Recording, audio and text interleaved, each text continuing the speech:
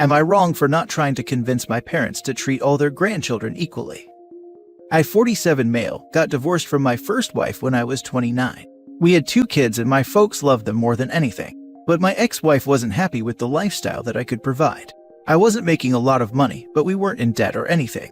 We had good cars, and we had just put a down payment on our first home that we would own. Meanwhile, her boss was rich. He was 47 and he could provide luxuries that were out of my reach, and she left me for him. I still had to pay child support, but I guess I was lucky that I didn't pay spousal support. I had to work and I couldn't get custody. I got visitation, but my ex made it hard. The kids were young, and she manipulated them. If I had planned to take them to a local resort for our summer vacation, she would take them to Disneyland the week before. So I would always come up short. Eventually, the kids refused to spend time with me. It went to court, and I basically had to accept that I couldn't force them to see me and my parents. I met my second wife, 33, at the dog park when I was 37 and she was 24. She had a son who was about the age my son was the last time my parents got to see him. My parents accepted him right away. He loves them, and my wife is like a daughter to them. It is what I always wanted for a life. We have 2 more kids now, and my stepson is about to graduate next year. So a few years ago, my dad sold his company. He is an engineer and he had some patents that ended up being worth a fair bit of money. He paid off my house. He also made educational funds for my 3 kids. He figured the older ones were done school and hadn't bothered to visit them in years, so they didn't need anything from him. Turns out that was wrong. My ex-wife married a scam artist. He was rich, but he wasn't rich enough for the lifestyle she wanted, so he stole from his clients. And then he went to jail. My oldest kids are in a lot of debt, while my ex is living with her parents. She recently tried to tell me that my parents needed to be fair with all their grandchildren. I told her it was their money to spend on the people they loved and who loved them back. She said that we were punishing her kids for her mistakes. I said that both of our kids were adults and hadn't made any effort to see me nor my parents in over a decade. She said I'm being a bad person for not convincing my parents to help her kids. Now for the top comments. Not wrong. It's not your money. And your ex and the kids made their choices. This is like getting angry at a will. It's not supposed to be fair. Not wrong, and I love it when karma hits. I am a big fan of karma too. But here, OPS children were manipulated by their mom. Still, they could visit at last their bio dad once they are old enough to understand. We are not hearing the both sides of the story here, so not sure what made them so bitter about their dad. Not wrong. Don't fall into your ex's trap again. I understand kids being manipulated, but at the same time, your parents didn't have much choice with either of them visiting or even greeting on special occasions. I would want my near and dear to enjoy my fruits of my labor rather than some distant family member. As much as it isn't the kids' fault for being manipulated, it is on them to work at overcoming it. They need to recognize what their mom did and ultimately what it did to them. They still need to work to make amends. And for the right reasons, not just to alleviate their debt. I grew up being manipulated as well as being the victim of manipulation. I understand the struggle of having to take responsibility for something I didn't create. But I also understand how hard it is to convince those who have been manipulated against you to see it that way, and you have to put up a guard to protect yourself. It's a sucky situation, but it not unresolvable. Not wrong, she made her bed, and she must lie on it. Kids are adults now, they could have made an effort to know you and your family, they didn't. She's only reaching out because money bags was money rags, and she realizes what she could have had and hoping to still cash in. It has nothing to do with you and your family, but about how she can cash in. Next story. Am I wrong for not supporting my ex? Ex broke up with a decade ago, 3 months before our child was born. Said I wasn't fit to be a father due to an opioid addiction. I'd been in a wreck that caused severe spinal damage and pain, and formed a habit that I'll admit took me a lot longer to kick than I'm proud of. She was never in any way supportive on that particular subject, but her leaving me over it was out of the blue. Court said custody would be 50-50, and it has been since. In that decade, I've done okay, remarried a wonderful woman who I've had 2 girls with, and was promoted into a position with a 7-figure salary. Meanwhile, my ex has not done well. She's remarried twice and was broken up with both times. Filed bankruptcy, lives in what I can only describe as a crap hole apartment. I make sure my son is well taken care of, my wife, girls, and I spend every moment we're legally entitled to spend with him, and we offer to include him in quite literally everything, which his mother frequently declines when it's on her time. My son and ex both know as well that if he needs anything he can call and ask. I've sent food, clothing, and so on frequently, and several times put them both up in a hotel because their apartment was being fumigated or something. But both my parents, my ex's parents, my sister, and of course my ex, feel I should be financially supporting my ex. Their reasoning is that my son stays with her half the time, she's the mother of my son, and during those times he's with her. They're both living in squalor, and my son gets upset every time he has to go to his mother, who he started saying he hates as of late. When she tells him she won't feed him because it's expensive and to call me because I have money, it's no small wonder. So far as I'm aware, she can afford to feed him. She's working 2 jobs, but she'd rather I pay his expenses so she can afford expensive shoes, in addition to the minimum payment on her maxed out credit cards. I've tried to get sole custody. The courts made it clear that short of her murdering several people, that's not happening. I've held my ground thus far, as I feel I've no responsibility for her, and I've no desire to support her using my son against me for her own financial gain, which is exactly what she's doing. My wife says she sees both sides. So, am I wrong for not financially supporting my ex because it affects my son? Not wrong. She wants 50-50, then it is on her to take care of him for her 50. You are not responsible for her. I am sorry you were unable to get full custody. Is there any way to give your son a card he can use to buy food when at his mom's if she doesn't feed him? He's only 11, so no one will take a card from him. Right now, he'll text me or my wife and I'll Amazon overnight, DoorDash, or whatever he needs. We tried cash, but his mother would take it all. Not wrong, but if you're making over $1 million a year, you must be smart enough to figure out how to protect your son. Call CPS or similar if it's truly squalor. Pay for a lawyer, do something besides complaining about it on Reddit. Act. I've tried. The court told me that if I tried again without proof of gross neglect, they'd consider me to be harassing her. It's been extremely frustrating, and I don't see that the courts are being at all reasonable. As I'd said, it seems nothing short of her murdering several people is going to make a difference. My attorneys tell me it's just how it is in this state.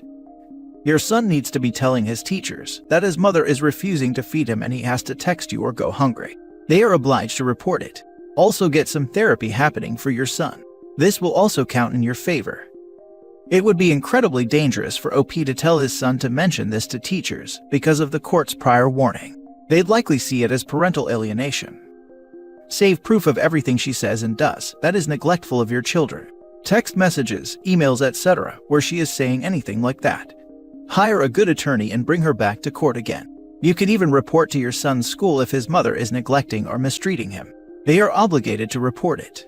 You clearly provide for your child and are a good parent. You can prove to the courts that she is unfit if you have sufficient documentation. You need to speak to an attorney. Reddit is not the place for this, but you are not wrong for not wanting to financially support her. It's only your job to financially support your kid. Next story.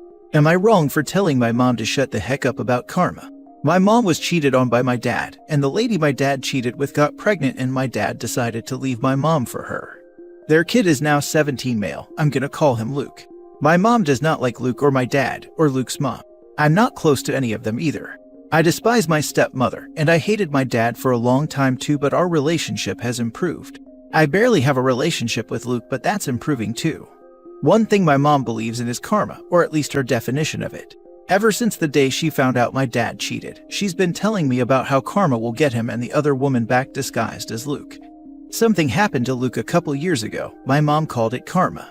This was disgusting to me because while I usually just let my mom say whatever because she's been through a lot, I draw the line at her calling my half-brother's trauma karma.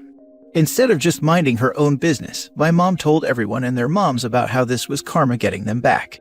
We had a massive fight about it and didn't talk for months, but she eventually apologized. I've been spending some time with Luke because my dad said he's been feeling a bit down since he broke up with his girlfriend, and I wanted to catch up. My mom doesn't like it but keeps her mouth shut.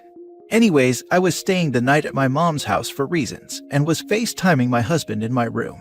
I told him how Luke's actually a really fun kid to be around, and that I'm very glad he's been able to rise above everything that's happened to him. I then said, he's been through a lot. The second I said that, I heard a sound outside my door, hung up, then found my mom listening. I asked her what the heck she was doing, and she immediately said, you shouldn't care this much. Hate to say it, but this is just karma at work. I doubt this is the last struggle he'll have to deal with. Karma's unforgiving like that. I was honestly mostly really disappointed. I ended up yelling though, and told her to shut up about her stupid freaking karma and move on. It's been 17 years, and she sounds insane. My mom was all like, how could you say that? You know what I've had to deal with. Are you betraying me too? I just rolled my eyes at her and walked into my room. She began to yell at me through the door saying I broke her heart and how I'm being incredibly cruel, etc. She didn't talk to me the next morning and looked as if she cried all night. My older sister says that I should apologize and that I should be kinder, but I don't know. Am I wrong here? Edit. I'm a 30-year-old female. My dad and mom are both the same age and 50 plus. My dad married his affair partner who is also 50 plus and had my brother who is 17 years old. Now for the top comments. Not wrong. If anything, wouldn't the karma be against your dad and stepmom who cheated? What did Luke do other than be born? I'm sure you're sorry for your mother and it's your dad's fault for cheating, but maybe you should urge her to get therapy or something. I asked my mom the same question and she said that Luke is their karma. I don't really get it, but apparently she believes that when a person cheats and has an affair child, then that child will be very difficult for the parents as karma for cheating or something like that. Luke was in as a bit of a troublemaker, so she likes to call that karma as well. Lol, if I recommend therapy, I think she will actually lose it. My older sister tried, but my mom was firmly against it. Not wrong. The level of vitriol your mother has for your half-brother is alarming. He had nothing to do with your father's decision to cheat, and celebrating his misfortunes as karma is not acceptable. I think it's important to the story that OP isn't just being nice to dad's affair partner's unrelated kid because he's been through a hard time. He is their flesh and blood sibling, regardless of how he was conceived. And yes, mom is harboring an irrational amount of vitriol for her child's sibling and being very callous to her own child in the process. If OP's mother keeps doing what she does, karma is probably coming for her too. Last story. Am I wrong for not giving my stepdaughter a trust fund? I, 39 female, come from a very wealthy family. I never had to struggle for anything because my mom or dad would always give it to me. I can say that I grew up spoiled, but I grew out of that phase once I had my twins.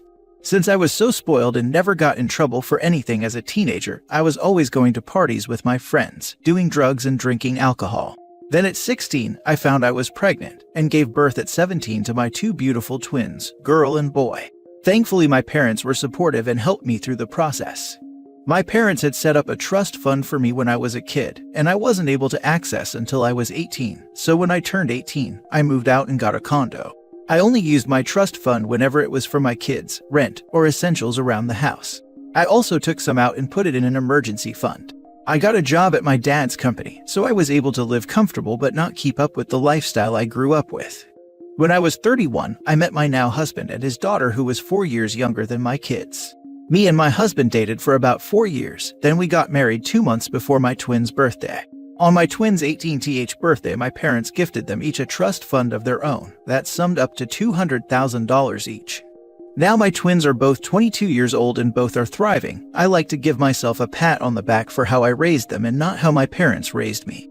Now to issue at hand.